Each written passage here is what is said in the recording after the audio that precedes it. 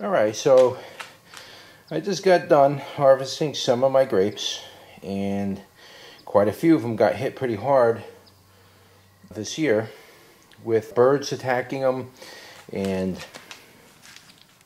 just all kinds of flies, and it would look like white flies were hitting them up, but they're still good. And at this point right now, once you harvest your grapes, I don't know how many you grow grapes or maybe plan on growing grapes, but once you harvest the grapes, you have to start to separate them right away and get the good ones, separate the good ones from the ones that are kind of bad. You don't want that in there. Get the good ones into a pail of water, or as close to as good as possible. Not every one you're going to get is good. Like here, you can see there's a little bug damage. But separate them out, get all stems off, and just pluck them and put them in a pail of water and let them sit that way either for a few hours or overnight is good. Any of the bugs that can be in them, if there's any worms or anything like that, they will come out of the grape and they will float to the top, or they'll go to the bottom of that water.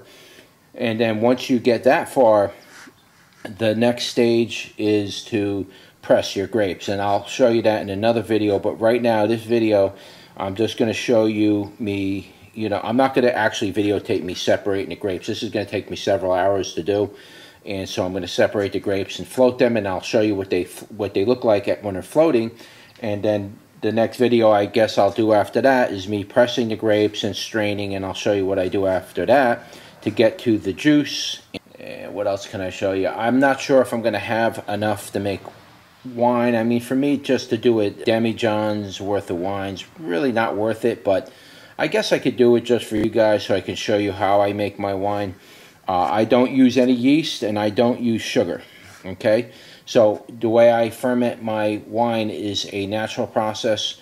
This is 100% true non-sulfated wine. So when you buy wine from the store and it says non-sulfated, that's actually not true. The wine you get from the store, they spray on the grapes in the field, so you don't have this particular problem with the bugs.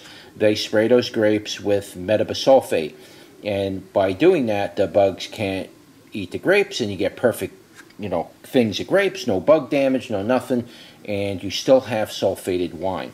Okay, so this process that I'm going to show you is not the conventional way of making wine, but this is an old world, old country way of making wine. This is the way my grandparents made wine.